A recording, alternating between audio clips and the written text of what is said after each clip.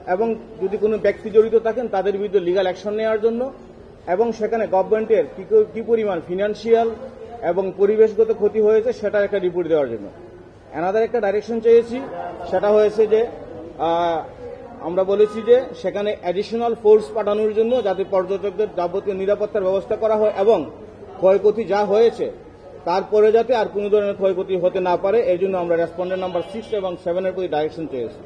Honourable high court division আমাদের আজকের এই মোশনটা আমরা সাবমিট করতে গিয়েছিলাম, ওনারা আমাদের মোশনটা অ্যাকসেপ্ট করেছেন এবং বলেছেন যে রবিবারে ওনারা এই মামলাটা শুনবেন।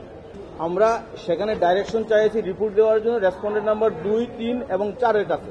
রেসপন্ডেন্ট নাম্বার 2 হচ্ছেন secretary ministry of power, energy and mineral resource, 3 হচ্ছেন ministry of the environment, director force and আপনার ফরেস্ট অ্যান্ড ক্লাইমেট চেঞ্জ, আর 3 হচ্ছেন আপনার সিভিল এভিয়েশন অ্যান্ড ট্যুরিজম।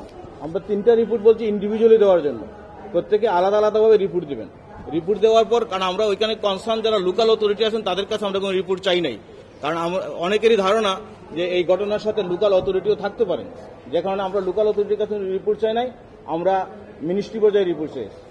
না, আদালতের নির্দেশ তো অবশ্যই বাস্তবায়ন করতে হবে, আদালত চাইলে সবকিছু সম্ভব, কিন্তু আমাদের মানসিক পরিবর্তনও দরকার, দুইটাই দরকার, মানসিক পরিবর্তন দরকার এবং আদালত যদি চান, আদালতের নির্দেশ থাকলে সেই নির্দেশ অবশ্যই বাস্তবায়ন হবে না কেন?